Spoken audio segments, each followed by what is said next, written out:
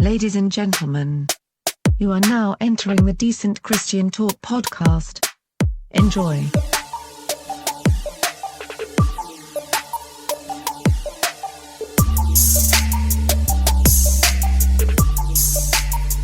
Decent Christian Talk episode number 99. Wow. Yes. You know what that means? What? We've done 98 episodes before this one. That's right. I'm Gabe Jones. I am Josiah Jones. We've got a great show for you today. We've got Toddefunk from the Diverse City Band on the show today. I've heard of him. Yes. He's a frequent guest on our show. He is bass personified. He is bass. He is the bass master of the Diverse City Band. We'll be talking to him later in the show today. I'm excited about that. We've got a lot to talk about today. With the anniversary, the 15th anniversary of Gotee Records. How about that? No, it's not 15, it's 20. Wow. Yes. No, it's 50. I don't know. We'll figure that out. We'll Google that in a second. Yes. So before we head into that, we got to talk about our Patreon page. That is patreon.com/Decent Christian Talk. Hey guys, I know it's the end of the year. I know sometimes Christmas shopping has your wallets a little light. But you can help us out for as low as $1 a month. And how do you do that? You go to patreon.com/Decent Christian Talk. What are some things that you can get, Josiah? Well, I know that you can get bonus episodes. Yes. I know that you can get music. We send you music. Yes. There's many tiers. I'm not as organized as you. Yes, for $5 a month, you can get bonus episodes. This week's bonus episode, we are going to be talking about our throwback album of the week, something I've not even told you yet, and it is Where Do We Go From Here from Pillar, celebrating 15 years this year. I'm glad that I was well-informed and updated for this. Yes. And but I love that album. It's a great album, and we'll be talking about that on our throwback episode. We'll also be giving our picks for our current album of the week, and that will be exciting.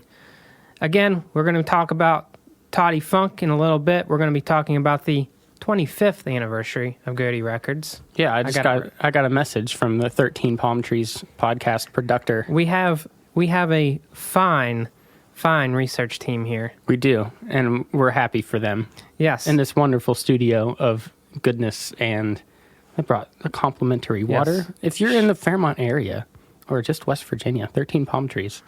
Yes. Look them up. Go check them out on Facebook and other social media. They are incredible at what they do, and they've got great merch. They're going to be at Steel City Con in Pittsburgh coming up soon. Oh, you'll definitely want to check that out if you're in the Pittsburgh area and you love podcasting. Go see them and tell them that we sent you. Quack, quack. Yes. So, Toddefunk. So, a lot's happened, unfortunately. Yeah. In the TobyMac family over the last month or so. And in full disclosure, we recorded this interview a month or two before all that went down. They came through in September, was it? Or maybe August. August? Yes. So, yeah, we were able to hit up Toddefunk at that point. Yeah, we talk about some of his solo stuff. We talk about maybe some upcoming music for Toby. You know, maybe that's changed since then. I don't know what that situation is, but he gave a lot of insights on what it's been like touring over the years, what several of his own favorite jams are when it comes to TobyMac, and it's a fun conversation. It always is with Toddefunk. Without further ado, here is our interview with Toddefunk. All right, hit that horn, babe. Let's dance. Do you want to go? Walk streets to go. Hit me.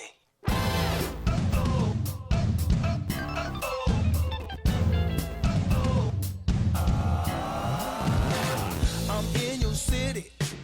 What's the curriculum? Wait, let me break it down. I'm here with Mr. Toddefunk. That's what he calls me.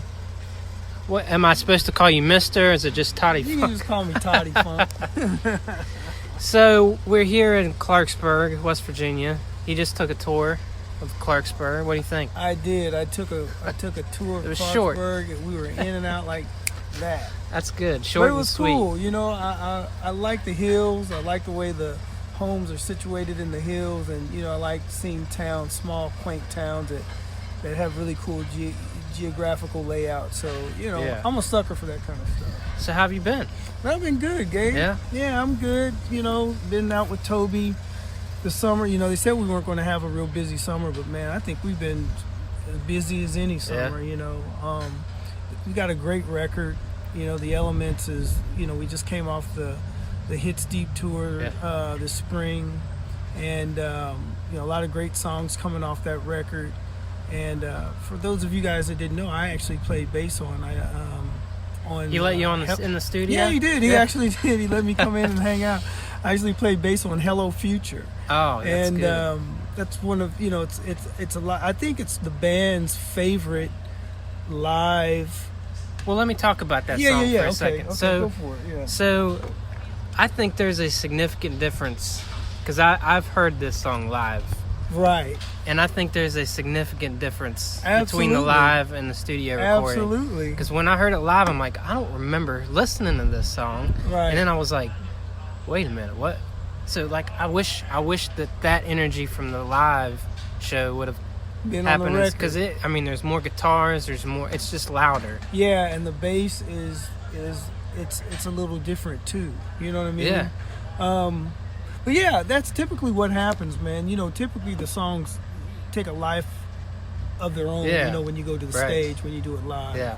And you know, and that's just the difference of people recording their bands live at one time in the studio as opposed to having a producer go in and Yeah. put parts together. So Yeah. Holding you down. there you go. Yeah, see what I'm saying? Yeah. Get these get them off me. So Dave. what? So has that been your favorite song to play? Yeah, that's one of my Yeah. favorite songs to play live.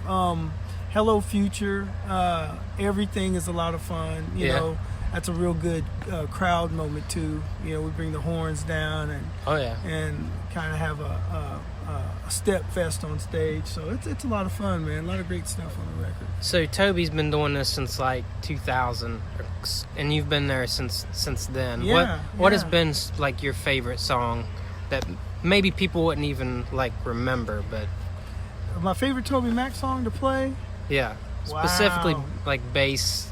you know, it was probably let me think. There was a song called No Ordinary Love that we used to Okay. do. Yeah. That was a fun song on bass. Got to slap a little bit on Yeah, that. yeah. Well, we call it thump, Gabe. Okay. Just so you All know, right, you guys, all right. we're going to educate. I'll a little remember bit that. here. Yeah. So like you slap with your open hand like this, and you thump with your thumb. Okay, Yeah. all right. So, hence thumping. Gotcha. But anyway, yeah. No Ordinary Love was cool. Irene was a lot of fun to Yeah. play. Yeah. Boomin' was another fun one. Is there a song that you were like, man, we need to do this song, and you guys never did it? Oh, let me think. I think there was one of those. Yeah. I really think there was one of those, and it might have been on the Momentum record. Okay. You know, you guys, we were a lot more crazy back then. Oh yeah. I mean, golly, dude, I remember my That plug. was almost 20 years ago. Yeah, you man, know? I remember my plug coming out of my effects pedal or my amp all the time, and Yeah. just noise on the stage. We were just so out of control. You guys did like a medley of like 70s stuff back then too. Yeah, That was probably yeah. really fun. That to was play. fun. Yeah, that was a lot of fun. Yeah. Yeah. We kind of mashed up some songs and kept it moving, man. Yeah. You know, go ahead. I'm now. So, now I'm starting well, to think about conversations. Well, yeah. I mean, that's fine. But so you did say that you've had like some downtime. So Right. so which you guys toured a lot more back in the Momentum days and Mm-hmm. all that. So when you're faced with downtime, like what is that like something you got to get used to? No, because downtime really isn't downtime. Right. Downtime for me is go time. And for a lot of the guys in the band that have other projects going on, Mm-hmm. you know, so it's like when we're home working and pushing our vision for our artistry forward. So that's what I do when I'm home. I'm recording. I've been recording all week, and I'm always recording music. And I've just got to get in the habit of recording content, because this is a social media age, and I've got to just remember I need to stay visible online. You know what I'm saying? As much as I'm recording. So no, when we're home, we're working. I know you've mentioned to me, like, one of the things that you've struggled with is kind of when you leave, when you're home and you're trying to record your own stuff, trying to get back into that groove, still, like, style-wise. Like, how much of that is a struggle and just kind of, because I know what you play as a solo artist is different than what Toby does, but like, what has that process been like for you? Man, okay, so at the core of things, I'm a funk head, but funk music isn't really mainstream as it was when I was coming up. Right. But I think that's about to change. Letting the cat out of the bag a little bit here, TobyMac was telling me kind of like what he wants his next record to be like.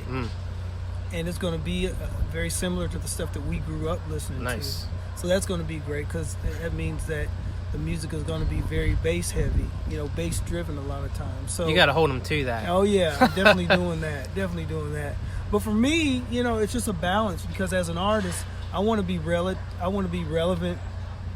to what's going on in the mainstream of music culture, but I also want to be true to myself. So for me, it's been finding a way to infuse funk with hip hop and with pop, and then just saying, forget it, I'm just going to do a straight up funk tune. You know what I'm saying? Yeah. So that's the mix that I'm bringing to this next collection of music for the record, if you will.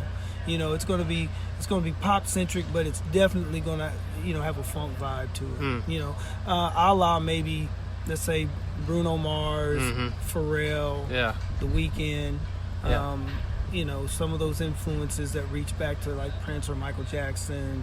And then everything funky, that just resonates with me as a bass player. So that when Toby says something like that, do you think that is something that he's responding to, like he thinks that this is going to be something that people will like, or is this just something that he's always wanted to do and he doesn't really care if people like it? You know what? I think maybe a little both, but I think now, Toby, I would say that he is a legacy artist. Yeah. So, he can really do what he wants to do, and I always challenge him and I always encourage him to, man, stretch the envelope, because, he has a place in this industry that the industry has to respect and recognize. They know that he's not going to, if he does something a little left of center, they know it's not going to be too far left of center. So I'm just like, well, man, you are, he's a taste maker. Yeah. So I'm like, whatever you do, people are going to follow you. Even when you say left of center, it's still so far different than a lot of what CCM is doing. So sometimes they're forced to respond in a way that is positive, because now other artists can say, okay, if Toby's doing this, I can do it. Maybe I can do it. Yeah, and that's my thing, and I always want to encourage him in that, because it's like, man, if you guys never, challenge or stretch, man, we're just always going to be, right down this little very narrow lane, Yeah, and the funny thing is, we talk about this a lot privately, but growing up in like the 90s, people were challenging each other in the community to do that, like Margaret Becker and Lauryn Harris and Crystal Lewis. I think Brian Toby is a Duncan. guy that can get us back to that track, I guess. I think so. I think he's probably one of the very few. You know what? I'll say he is the only one with the tenure. Yeah.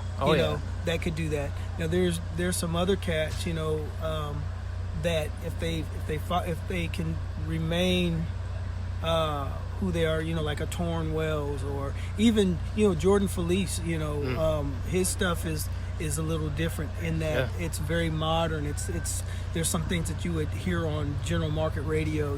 If those guys will follow Toby's lead, and I think there's still hope. Yeah. So you mentioned you're going to be putting some stuff out. Absolutely. And it's going to be more in the kind of the funk realm. But what are these songs going to be about? Yeah. Okay. So without giving too much away. yeah. So I'll say funk realm, but very very pop centric, because at this point I as an artist want people to to relate to the music. I don't want to lose them right off the bat.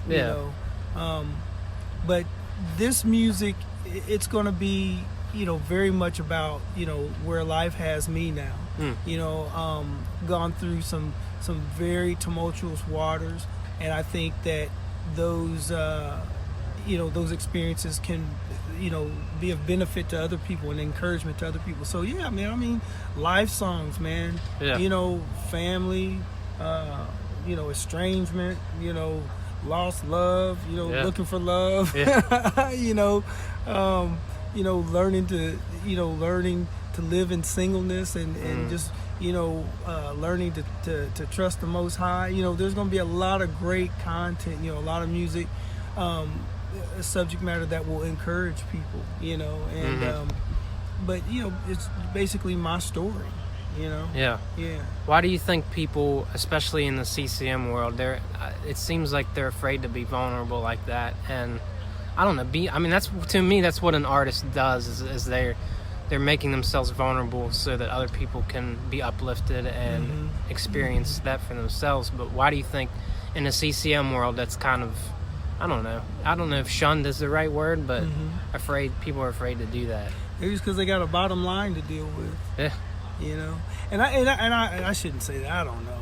I really don't know, because Toby, that's pretty much if I'm listening to CCM music, that's what I'm listening to, because Toby, it's like he kind of covers it all. The thing is, CCM, in my limited, humble opinion, I believe it needs to be more musically, stylistically diverse. It's like when I turn on and listen to a general market radio station, the bands don't sound the same. There's a variety. There's different ethnicities. There's different flavors. You know what I'm saying? And I don't hear that, on CCM radio. I hear the same songs every hour, and it just, and I'm not the only one that shares the sentiment. I hear not only other artists, but other, but just people that come to the shows, And so anyway, man, I don't know if the industry gives the people enough credit. You know what I'm saying? It's almost like the parent lording over their children and only giving them this much to work with, thinking that if I give them too much, they're gonna mess something up, or it's not gonna be right. Something, I don't know, man. But I just think it just needs to be more diversity. Diversity. Yeah. See, one thing that I've kind of struggled with is a lot of times, and it's not just a CCM thing, but there's a lot of artists that have teams around them and the artists themselves aren't really even writing the song. So when they're performing it, it's not really coming from a genuine place. How important is that for you as an artist to stay true to yourself while creating music that you feel that you feel? And I get that, because this is the first time for me to work with, well, not the first time, but this is the first time that I am very purposely working with songwriters that are same wordsmiths. And and maybe and you know what, just to be honest, maybe they don't have the same heart that I do, but they can help me articulate what I want to say. Gotcha. See what I'm saying? Yeah. But they can do it much better than I can. So it's still me. It's not me just giving the reins to somebody and say, okay, run with it. It's like, no, this is my vision. This is what I want to say, and here's some content to go with. So work with that, and we'll tool it out until we get what we want. Yeah. You said diversity, and this is kind of we're in a place where people will come here, and there might be 99% white people here tonight, and they come to a show, and there's a black man on stage. In the CCM market, there's like Michael Tate, there's Torrin Wells, but it's predominantly white now. There's Lauren L. Harris, Anointed, the Winans. There's not anything like that. Why is that important to you, that market in and of itself is more diverse? Oh wow, I got lost in that question, because I went a bunch of different ways. But I think Do you think that's part of the reason why it's so kind of one genre now? Because you don't see diversity, right? Yeah, I definitely, and I think it's something that's happened over time. Because as we talked before, off recording, that like when I first found out about a CCM market, the first radio station that I listened to, I think Ken Farley was the program director. It was a station in Oklahoma City, and I can't remember the callers, but man, it was off the chain. Yeah. I mean, I was hearing rap, I was hearing R&B, I was hearing pop, I was hearing rock, and it sounded like a general market pop radio station that was on par with anything that I was listening to before I discovered what CCM was. And then it just all changed. Yeah. It all changed, and now, the radio, it just sounds the same, and there's just not the variety, man. And that's just, I mean, it's sad, but it's true. At least that's what I've noticed, and it's the same songs, in the same hour over and over again all day, Yeah, and I don't even know if I answered your question. No, I think you did. I mean, I think that's part. I mean, even like guys like Brian Duncan didn't even sound quote unquote white, Right. Like and there was a lot of that. Yeah. You had Crystal Lewis. You had Jonathan Gibson. He sounded like Stevie Wonder. Oh yeah. You know what I'm saying? And so you had, and so R&B or soulful music was a part of the mix, and even today, I mean, if you listen to general market radio, you're going to hear R&B, pop R&B. It's not that it has changed. Yeah. That's still a popular genre. It might be called something else, but I mean, still you're going to have that in pop radio format today. It hasn't gone anywhere, Right. So, kind of looking ahead, what are some steps that you think you as an artist need to make to, because it's hard, even in the mainstream market, it's hard to stick, as they say. So, there's social media, there's all kinds of ways to listen to music, but what are ways that you can connect with people that, I don't know, that people kind of struggle with? What are ways that I can connect with people in ways that they have a problem with? No, just in general, there's a lot of artists that have a problem just kind of breaking through, like the glass ceiling, if you will. Man, I just might be in trouble. I mean, really, because, I'm not 18, 19 years old, and I'm not dying to get a record deal, and my world's going to crumble if I don't get a record deal. And so for me, I just want to write great music that I can stand behind, ethically and morally, and hopefully provide music that there is a demographic of people that are looking for what I have to provide. You know what I'm saying? Man, I would love to win a Grammy. I think I will at some point. In some form or fashion. Yeah. Whether it's me as an artist or whether I'm on a writing team and we got this song, to an artist, so that would still be great. Having a number one on the Billboard charts. I mean, it's always been a dream, and that's a dream that I hope I realize one day. But you know what? At the end of the day, if I don't, man, if I can just play great music and be a benefit to people that are feeling what I do and make a living, I mean, that's all any of us can ask for. Everything else is, that's icing on the cake. You know what I'm saying? Well, if you give me a shout out at the Grammys, I mean, I wouldn't hate that. Man, I'm gonna get you a ticket. You just go, man. You just so when growing up, one of the things that I always loved to do was when I got that CD, I get out to the lyrics and the liners. There you and go. When I was younger, I was like, someday I would love to. How the people used to thank people in the liner notes. I'm like, man, one day I want to be my name to be in here. Somebody. Absolutely. So I'm like, okay, so this is your chance to thank me when you're Jones, man. You're gonna be my dude. See, it's like and back in the day, there were publicists that would work with artists, and they would follow their career, and they would be the guy Yeah. that was there when they started, and they Yeah. would be the guy that was there when they were big. So Yeah. there was a relationship, there was a Right. camaraderie there. So hey, man, I'm down if you're I can't down. wait to see that. Yeah, man. All right, man. Hey, before we sign off, let people know how they can follow you on that social media that you love so much. Hey, man, you guys, hey, come see about your boy, man. Yeah. We're doing a lot of fun stuff. I'm Toddefunk, Toddefunk. Again, that's Toddefunk, and that's everything. That's my Instagram, that's my Twitter, that's my Facebook, that's my YouTube channel. You guys, man, like, share, subscribe, tell your friends.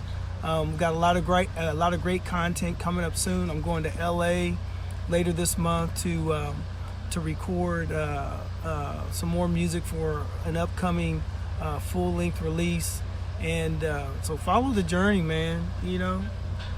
Awesome, man. Thanks again for your time, and it's always good catching up with you. No doubt.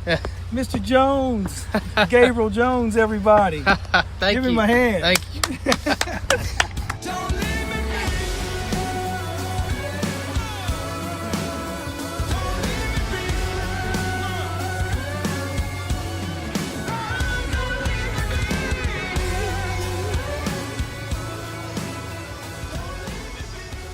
That was our interview with Toddefunk. I'd like to thank Todd for taking time out of the day. It was a nice, relaxing day. We got coffee. We sat down under this hot August sky and talked for a bit. That's what you heard there. Toddy's a great guy. He has been so generous of his time to our podcast over the years. I think he's in the running for most frequent visitor. Death Therapy and Kevin Max and Toddefunk, I think, are the top three. He's an elite company. So, there's a lot of fun tidbits in there, and I'll let you... I'm not sure what some of those tidbits look like now after everything that's happened with TobyMac's family, with the tragic passing of his son. Some of that may have changed. I don't know. But again, we just like to renew our sympathies and condolences to TobyMac, his family, the Diver City family. They were all close together, and they're all still grieving. And that will never end. But we're still feeling their pain, especially close to the holidays. I know that can be especially hard then. So we're still praying and thinking about all of you in that family. Yeah, holidays is especially weird because I know just recently we lost our grandparents within the last few years, and one of our holiday traditions is we go to their house every Christmas, and so it felt weird not doing stuff like that in the past few years. And of course, those are grandparents. I know you can say what you need to, but burying a child is probably different. Yeah. So I can't even imagine. And I'm not going to continue to talk on it because there's nothing I can say. It's just it's not something I understand. It's not something I ever hope to understand. And for that reason, I just want to leave my sympathies with that family, and I'm definitely praying for them during this time, and hopefully they can find peace somehow during this season. So I thought we would use Toddefunk, TobyMac. This we don't want to all be down there because Gotee Records they're celebrating a 25th year anniversary. That's a long time. That's a very long time. Is that older than Nathaniel? No, I think Nathaniel's older than that. Yeah, just about 2 years. Speaking of Nathaniel, I think Toddefunk's been on the show more than him. And Brendan. Yeah. That's possible. Yeah. Brendan, where you at? We're trying to do a special 100th episode coming up soon. And we need you, man. Yes. We'll get more into that 100th episode very soon. And it's gonna be fun. But before we head into that, we're gonna talk about Gotee Records because it's been It's been around for a while, since 1994. And I just thought, hey, why don't we go down the roster of some bands that have been on the Gotee record roster over the years. Some of them have been around for a couple albums. Some of them took a even shorter route than that. But yeah, just thought it would be a good time to look at that roster and kind of reminisce a little bit and think about what some of these artists mean to us. If they, some of them might be a little more familiar than others, but... Are we going in alphabetical order? We are. Because I see Aaron Cole is on that list, and he was just on our podcast. Yes. Shout out to Aaron Cole. I was thinking about just doing the former artists, though. Well, I'm giving a shout out to the current artist because Holland has also been on our podcast. She has. And she is great. She is awesome. So, starting at the very top of the former artist, a band in Kansas. Yeah. What does that mean to you? Honestly, I'm blanking on a band in Kansas. Yeah, they had a short run with Gotee Records, and I don't think that they are. Wikipedia says they're active. I don't believe that they are. But they had a couple songs that made it to radio, and I'm a big fan of Jeremy Spring. He's still very active. So check him out at least if you haven't heard of him. He's done a lot. Flynn Adam, have you ever heard of Flynn Adam? I've heard a song or two. He was a group of the LA Symphony. Okay. Back in the day. So and I think he probably only had one album on Gotee. Maybe, I believe it was just one. I feel like I'm really going to show my lack of historical knowledge. He had an album called 500,000 Boomin' Watts, and that was kind of his... Is that like Norma Jean's 1 Million Watts? Not sure. But yeah, he had... I think he did have a couple songs that made it to radio, but that's about it. There's an artist named Jeff Anderson. Does that ring any bells? I think he only had one album on Gotee. It was called Seamless. And I think he was, I don't know, I think he was more of a, kind of a laid-back artist. Not really a rock and roll guy, but nothing? Nothing, I'm sorry. All right, we're going to get into some good ones here now. Capital Kings, they have two albums on Gotee. One was a self-titled debut in 2013, and their album in 2015 was simply titled 2. They're disbanded now, but they were fun while they lasted. I enjoyed Capital Kings. I think they have the right music genre that they wanted to push forward. Unfortunately, I don't think the Christian music community was ready for what they did. I like their music still. I think they were the second interview that I ever did. I believe so, because Judah decided to show up. Yeah, Judah was born, and My then son. I think that was a good interview. I think I was subpar on that interview, but it was good. Not a bad beginning. What it is. And I believe one of these guys has another project called Nevada now. If you want to check that out, they did a cool remix of I don't remember what it's called, but check it out, Nevada. Christofari. Believe it or not, they're still active. Really? But they had a stint on Gotee Records. One was called Soulfire, and the other one, I believe, was called Valley of Decision.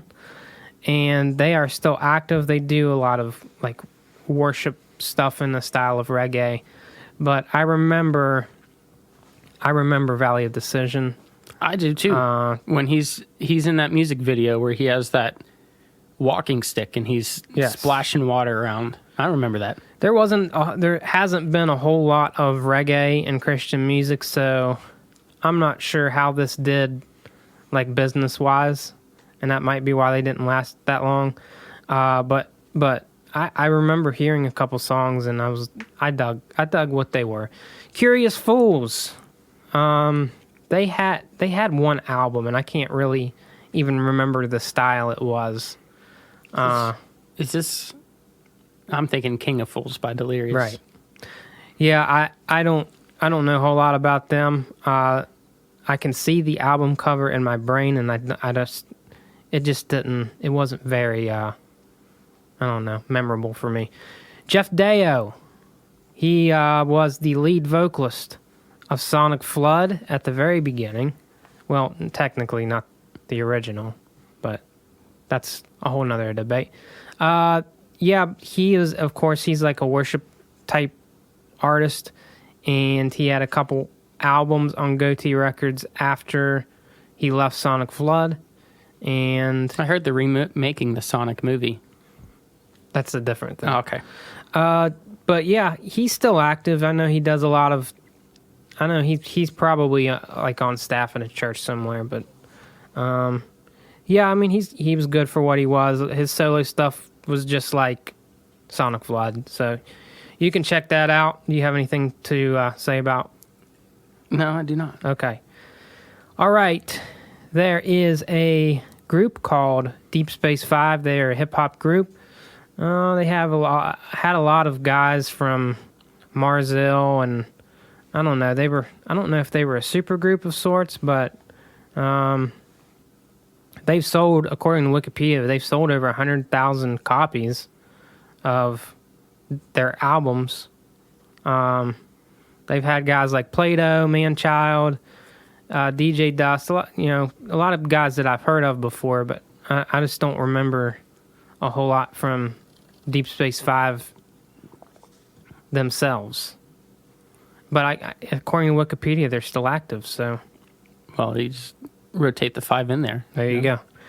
DJ Madge, another former Decent Christian Talk podcast alumni. If you've ever seen TobyMac live and you're like... DC Talk. Well, yeah, that was a long time ago. Yeah. He's been their DJ for years. Yes. And he also makes a lot of his own music, which a lot of people don't know about. They see his little solo on stage as their little intermission break, but he is, as far as Christian music goes, he's the best at that. And I don't think there's enough people doing what he does. There's not anybody doing what he does, unfortunately, at least at the level that he's doing it. In the Christian world, and that needs to change, but we'll see about that. Family Force 5. You ever heard of them? I have indeed. Specifically with Family Force 5, they only had one album on Gotee Records, and it was called Business Up Front, Party in the Back. And some will say that is their best album. Yeah. They also had, I believe, no, never mind. I was thinking maybe they had an EP under Gotee Records, and maybe they did, but they have been all over the place, so it's hard to track them. I wonder what Family Force 5 would say as far as, I know that they've had struggles with their record labels. Yes. And so I wonder if you were to go to them and say, hey, would you like to be back with Gotee Records? If they, I think they would appreciate, I feel like as of now, they may have, I don't know, they might look back and say, we kind of miss our time at Gotee Records. That's just me being introspective, and I have no idea actually to what is going on. I don't know the answer to that. I know they struggled to get their latest album out we talked to them. They were on our podcast. They said, we have it ready. We're just waiting. And 2 years later, they still didn't have it out. Yeah, and, this album, specifically Business Up Front, Party in the Back, it was a very, very successful debut. I think it got them on Warped Tour. Globally, they were... Yeah. I mean, even recently, they were in the recent Breaking Bad movie. Oh, yeah, with a song from this album. Yes, Country Gentleman. How about that? Yeah. So, yeah, there's some lasting impact from them, and they're still, it says they're active, but I don't think they're active. I think they're still touring. I don't know that they're even doing, no, I don't think they are. Really? Yeah. I know that Soul Glow, he's putting new stuff out. Yeah, he is. Under, what's his, Yacht Money? Yacht Money or something like that, yeah. He's been putting out songs here and there. There's a band called Fighting Instinct. I don't know anything about them. Like Basic Instinct? Not at all. Oh, okay. According to Wikipedia, they were Southern rock. They had their debut album was the only one on Gotee, and I can't say that I've ever heard them. I think that they were on like a compilation that maybe I heard them cover a song somewhere, but if you've heard of any of these bands and you feel like we are not doing justice to them, let us know. Probably not. Let us know, and we're sorry. Yeah. All right, so somebody I do know a little bit about, 4th Avenue Jones. He was a hip-hop artist, and he did a cover of Jesus Freak for the Freaked album. And when I say he, I believe it's actually a group, so what do I know? Yeah. There's one frontman, though, and that I don't know if he goes by Mr. 4th Avenue Jones, but I know one of my favorite songs from 4th Avenue Jones. No, you're thinking of somebody else. No. Yeah, you're thinking of like Pigeon Jones or somebody. No. They did. They had a female and a guy, because then weren't they on tour with like Audio Adrenaline when we saw them? Yeah, and they did a cover of Jesus Freak, and they did the song Radio, where he sang a song about the only relationship that has never let him down in his life is with his radio.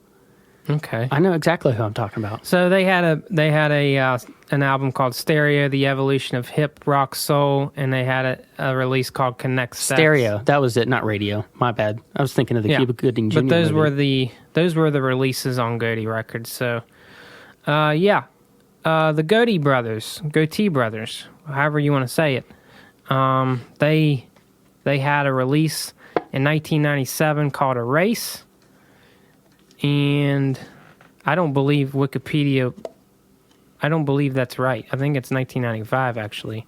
But anyway, Don't discount the internet. The group was actually comprised of TobyMac himself, Joey Elwood, and Todd Collins.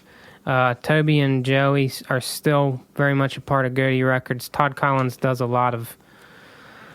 He's a touring artist. I know he worked with Mercy Me, and he did some things with Winter Jam this past year. But he's still involved in the music industry, but not with Gotee Records. But Erase is an album that has a lot of sampling from prior artists, and because of that, there are some issues with getting in on a streaming site like Spotify or Apple Music, and that's why it's hard to find. But if you go on YouTube, you can go and check that album out. It's on there. It might be harder to find, but it's there, and it's still pretty good, if you ask me. Any thoughts? No, I'm just reading up on the next band that we're talking about. The next band is actually an artist, and it's Jamie Grace, and she loves the way. Okay, yeah. No, I knew that name. Yes, and so I was trying to place her in my head. So yeah. She was signed pretty young, and she had 2 releases on Gotee Records called One Song at a Time and Ready to Fly. I'm not real sure what happened to her after that. Of course, the big song that she did was Hold Me. Yeah. And it got a lot of radio play. It wasn't really my favorite song, but... She was in a film in 2019 called Next Level, so she may there you go. Be transferring into the acting career. I know that I remembered her because she has talked about she has a few mental disorders, and she's I mean, I don't know how open she is with it, but I know that she's not necessarily closed about it. She's actively dealing with OCD and other things like that. So I know that that's something that I feel like is overcoming, and that's kind of cool to see. Yeah, and we'll actually be talking about someone else in her family not too long from now. Point of Grace? No. Okay. Grits. Not part of their family. Legends. Yes. In the hip-hop industry. Yes, and they just recently celebrated a platinum release for their song Ooh Ah. But they actually started out as the dancers for DC Talk back in the Free at Last days. Yeah. And they just inspired Toby to sign them not long after he created Gotee Records. In fact, I would venture to say one of the reasons he created Gotee Records was to produce Grits. I would also venture to say that Ooh Ah is, if not the most successful song from Gotee Records, I mean, it's got to be top up 5. there. It's top up 5. there. Yeah, because it was on a Fast and Furious movie, I believe, and everybody knows that song. I've heard it on video games. Yes, and yeah. So going down the album releases from Gotee Records, they had Mental Releases, Factors of the Seven, Grammatical Revolution, The Art of Translation. They had a double release called Dichotomy A and Dichotomy B. 7. And they had a release called Redemption. And I will have to say that the releases back-to-back of Grammatical Revolution and The Art of Translation were two of some of the really best hip-hop releases in Christian music at that time. There were so many good songs on those albums, and it don't quite get the credit that they deserve for kind of bridging the gap between hip-hop that kind of got us to where CHH is now today. Yeah. They, I mean, people talk about T-Bone, people talk about KJ52, even DC Talk. Yeah. Grits is right there. Yeah. In that conversation. There's a band called House of Heroes. I don't think we've been shy about how much we love House of Heroes. Might be my favorite Gotee band of all time. They had 4 releases on Gotee Records. I'll get it right. They had their self-titled release in 2005. They had their absolutely incredible release, The End Is Not the End, in 2008. Suburba in 2010, and Cold Hard Want in 2012. The End Is Not the End was a masterpiece. Their self-titled debut was very much close to a masterpiece. Suburba and Cold Hard Want, still very, very good. If we were ever to do an episode of top 10 favorite albums of all time, yes, it would be very hard to decide what 10 albums I'm going to put on that list. But there's a chance that The End Is Not the End is on that list, if not in the top 5. Giving you a little sneak peek into 2020, one of the things I want to do as a podcast is go over the last decade and kind of see what we can do. Yeah. Because we're going to do a year-end podcast doing this year, but we need to kind of do a decade. Yeah, a decade in review. Yes, but that may take a few episodes to do. Yeah. Okay, so I Am Terrified, and that's the band name, and I know nothing about them. I have heard of I Am Terrified, but you know me and my great memory. I cannot place a specific song that they did, but they were a metal band. In fact, it says they are still active. Okay. But we've not had a release in a while. I can't. I know that I've listened to I Am Terrified, and from what I remember, I liked their music, but I can't think of a song. Okay. Next artist, the Katinas. The Katinas are... I'm trying to think. We were at a concert once upon a time, and they... I think it was at Creation, and maybe a candle lighting ceremony or communion or something like that, and they were singing, and I just remember that being one of the coolest experiences. And so they were a big name as far as I can remember. Yeah, they were kind of one of the first bands that kind of did worship. Did a lot of, and that was kind of their thing. They had a couple releases on Gotee Records. They had a self-titled release. They had an album called Destiny, an album called Roots, and I think they had a Christmas album too. They've just done a lot of worship stuff. They've been working as worship leaders, so that's kind of what they've leaned into, and they've been really good at what they've great voices is what I remember most about that band, where it wasn't a cappella music, but there's probably at least 4 guys on the stage with a microphone that just, I mean, it's great. Okay, Sara Kelly. She was an artist on Gotee Records. She had an album called Take Me Away in 2004, Where the Past Meets Today in 2006, and Born to Worship in 2008. Ironically, the only thing I can remember from her was she did a cover of What If I Stumble that was really good. It was very different. She did it in like a flat key, and that was memorable to me. Wikipedia said she has a music school that she's running, and that's cool. I mean, I from what I remember for her, she was very artistic, and maybe she didn't fit into Christian music, like the present scene. Yeah, a lot of overly artistic people don't necessarily always fit the mold, but I'd be interested to see in her music school. Yeah. Next artist, Jennifer Knapp, kind of a controversial figure, I guess. I mean, I don't really look at her like that, but some people might. She had a couple releases on Gotee Records. One was the phenomenal debut that was gold, that made it to gold status, Kansas. Lay It Down in 2000, and 2001, The Way I Am. I think her debut album, again, I'm not a statistician, but it's got to be one of the most successful complete albums. Yeah. Of course, that's back when they sold full albums, physical copy style, but she was one of Gotee Records' most successful musicians. Absolutely. Kansas was one of my favorite albums back in that time. Mark Stewart actually produced it. Tyler Burkham played on it.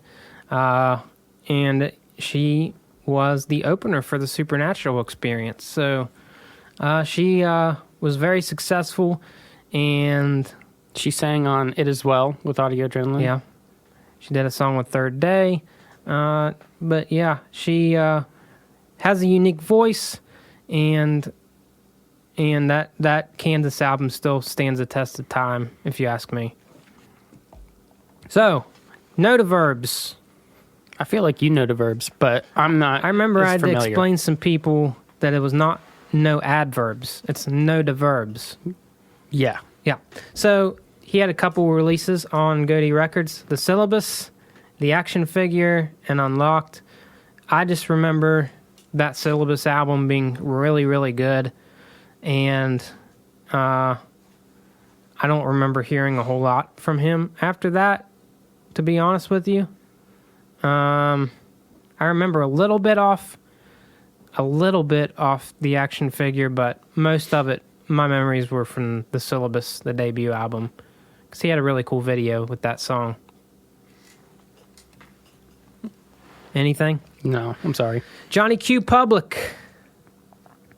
So they had I think they only had one release on Gotee Records, and it was called Extraordinary, and it was incredible. There is a song called Body Bee that I know that song. Actually pretty fantastic. Reliant K covered that pretty recently, actually. And they, for that little time stint, they were really, really good, and then they kind of just went away. Yeah, I remember Body Bee, and I think if you were a fan of Christian music at that time, everybody knows that song. Yeah. Just of how well known that song was. All right, so LA Symphony. We've had there's a lot of, this is kind of like a super group of sorts. Yeah. Flynn Adam, like we mentioned before, Joey the Jerk, which we actually interviewed a long time ago. Yeah. Pigeon John, who did a lot of solo stuff. This is a group that actually was discovered by a guy named Steve Taylor. Have you ever heard of him? I have indeed heard of Steve Taylor, and he discovered people along the lines of Chevelle as well, who's not a Gotee band, but Sixpence, pretty much. Yeah, Sixpence None the Richer, other really famous bands. You can look at Steve Taylor, and so he's got a real eye for talent, and LA Symphony is one of those bands where I don't know how to describe them. Yeah. They're a super group. Hip hop, and every single person that was ever in LA Symphony has their own single stuff out. Yeah. And then they got together and made some really good music. So unfortunately, Steve Taylor's label went under because of various stupid music industry stuff. And so they transitioned to Gotee Records after that, and they had a couple releases. One was called The End Is Now, one was called Less Than Zero, and another one was called Disappear Here. I'm going to be honest with you. Most of my memories from them was just some stuff that was on some samplers here and there. And I can't even think of a specific song. I don't remember what the songs were called, but I remember the song 10. Yeah. I think it was called 10, where they just talked about 10 times out of 10 they're going to bring it, and that was a pretty good song. They were pretty fantastic. Another artist is called Liquid. He only had one release on Gotee Records. It was called Tales from the Badlands. I don't really remember. Me neither. Mars Ill, another hip-hop group. They were a part of Deep Space 5. Take Two. That's the song I remember from them. Yeah, I remember that too. They had one album on Gotee Records called Propane, and that's Pro Pain, 2 words. One of my fondest memories of Mars Ill is in John Rubin, who we're going to talk about soon. He has a music video where he wants to be a professional cheerleader. Yeah. Or he wants to be a professional rapper, and he's sitting on the couch, and his dad comes in and he points to the screen and he said, "You're never going to be like the Marzl." And they're showing one of Mars Ill's videos on the TV, and so that's John Rubin giving a little shout out to Mars Ill. And actually, I lied. There was another release called Backbreakonomics. So Morgan Harper Nichols, which was Jamie Grace's sister. She was an artist at Gotee Records for a short time. I think she had one self-titled release. She's actually like pretty big now in like the social media world. Kind of like a inspiring person. But I always see her name pop up every now and then. But she's just kind of doing that, I guess. Our Heart's Hero, they're actually from Huntington, West Virginia, according to Wikipedia. I don't know anything about them. You better look them up. They're still currently independent. Okay. According to Wikipedia, they had one release called Our Heart's Hero on Gotee Records in 2007. But that's all I know. Do you have anything to say other than... Out of Eden is our next band. Out of Eden. I'm familiar with them. Yes. They were an R&B group, and they had a couple releases. They were actually one of the kind of the originals from Gotee Records. Love in the Day in 1994, More Than You Know in 1996, No Turning Back in 1999, This Is Your Life in 2002, Love, Peace, and Happiness in 2004, and they had an album called Hymns in 2005. I feel like, I don't know why, but Out of Eden and Zoe Girl seem to pop off right about the same time. Well, I mean, they were around Out of Eden was around a lot before that. Yeah, I just remember they both were, neither were necessarily my genre of music, and I didn't really listen to either, but I just remember them both being everywhere. They were both very famous, and so a lot of people really liked Out of Eden. Yeah, and according to Wikipedia, Love in the Day was the first Gotee Records release, and it was the kind of the catalyst to the Gotee Records. So, yeah, I mean, a little bit of history, Out of Eden being the first Gotee Records artist. No Turning Back was probably my favorite release from them. But, I mean, they had a lot of great releases, and unfortunately, I think it's another artist that just didn't quite fit in Christian music for some reason. Reliant K, you ever heard of them? I have indeed. And did they start on Gotee Records? Yes. Was it a self-titled album? Yes, Reliant K, the self-titled album.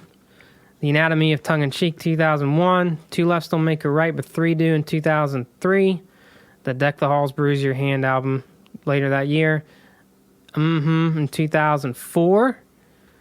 And let me see if I got this right. Yep, 5 Score and 7 Years Ago in 2007.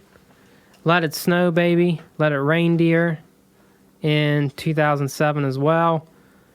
And I think that no, Forgetting Not Slow Down. Was that on Gotee as well? Yeah. I know that they've done, I think 2009. their last one was an independent record, if I'm not mistaken. Well, so Collapsible Lung was 2013. Air for Free, this last release was 2016. It was on the Mono versus Stereo label, which is a part of Gotee Records, and it was produced by Mark Townsend, who's done a lot of Gotee stuff. So, I mean, I guess they were still part of it. Yeah. But this is one of the bands that's had probably the most success, I would say. 20 plus years of success. Yeah. And most of those albums that you mentioned are people that listen to this childhood. They're like, yeah, I remember singing Sadie Hawkins Dance and all those songs. And I know is a big album because it came out right around the time I was in high school.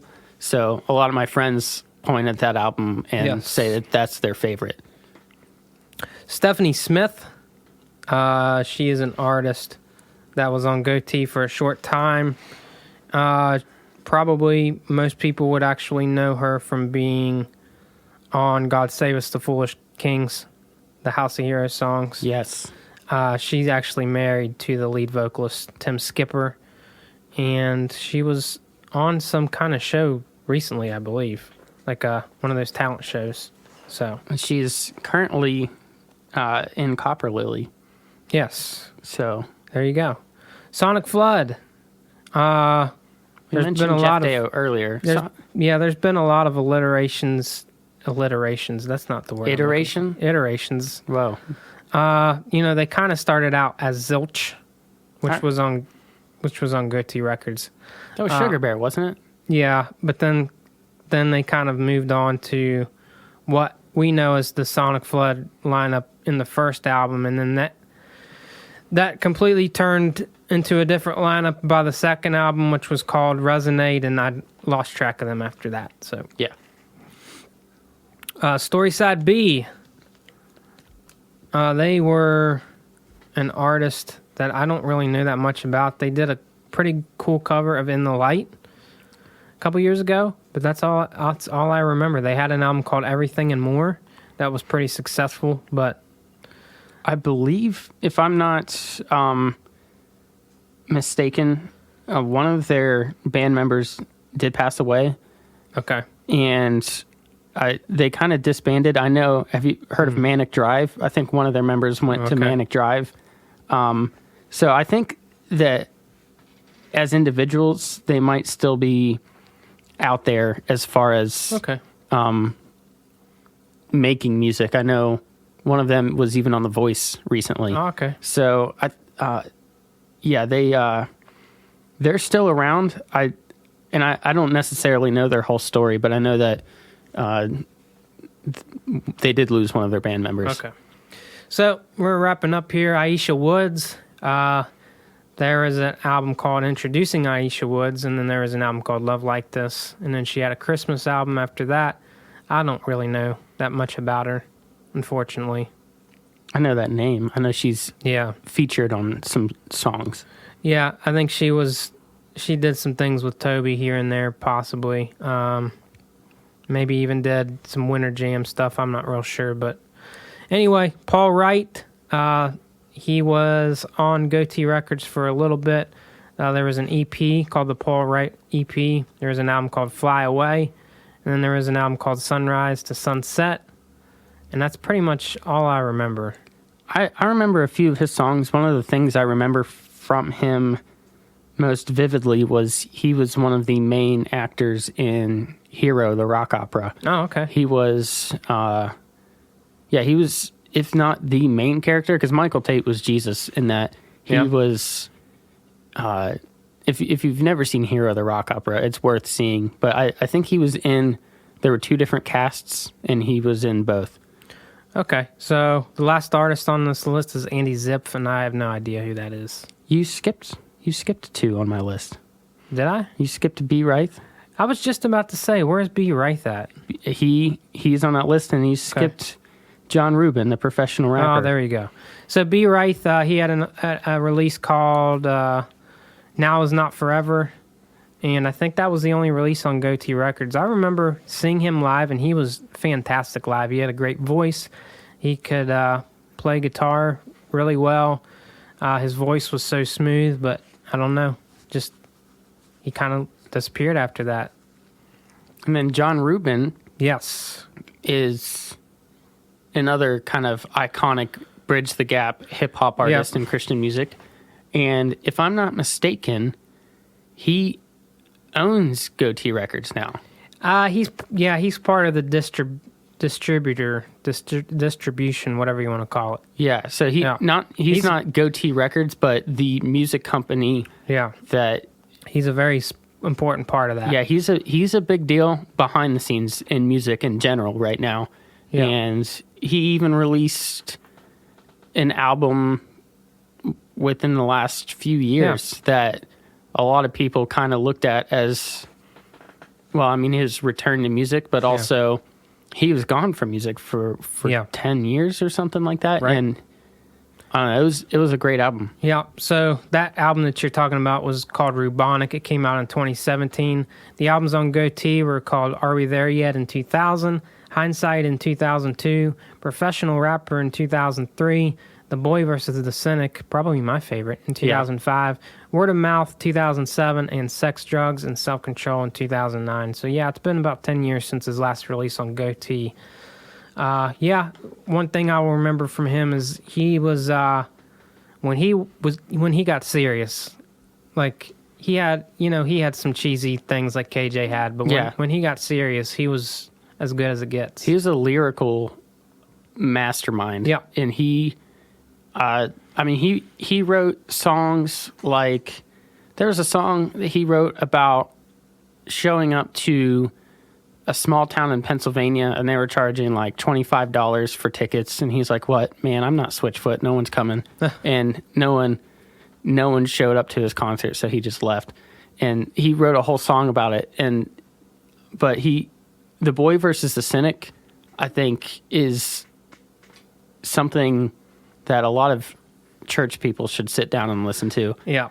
And I don't know. He really brings the thought-provoking lyrics as far as musician. Like he brings what people need to hear, and I think that's also one of the reasons that he might not have been more wildly accepted is because of some of the things that he did. He also had a few collaborations with House of Heroes, which I really enjoyed.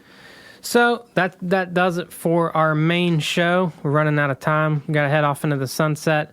I'd like to thank all of you for joining us. If you'd like to hear more from our bonus episode, we'll be talking about another great release, Where Do We Go From Here, from Pillar. We'll be going more in depth about that.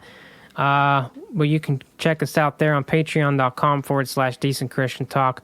We're on Facebook, Decent Christian Talk, and we have a Decent Christian Talk podcast discussion page. We have a Twitter account, DC Talk Act 2, Instagram, DC Talk Podcast, and of course you can find us at decentchristiantalk.com.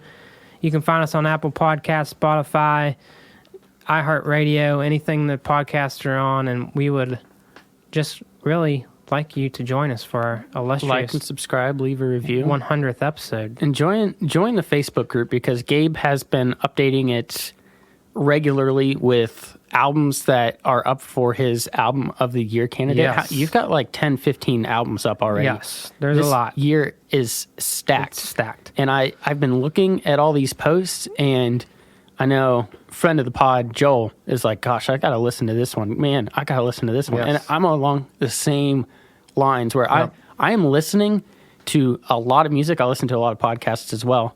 But I feel like this year I've done better at keeping up than last year. That was one of my goals. But this year has just been so jam-packed full of great music. It's hard to keep up, and it's getting away. So if you would like, not necessarily a recommendation, but I name some of the albums you've already put. I know The Search is one I just saw.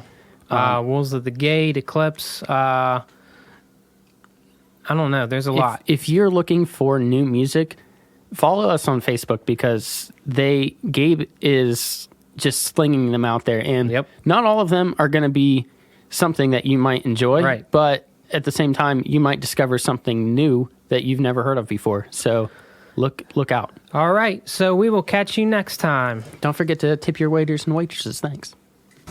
Don't forget to tip your waiters and waitresses. Thanks.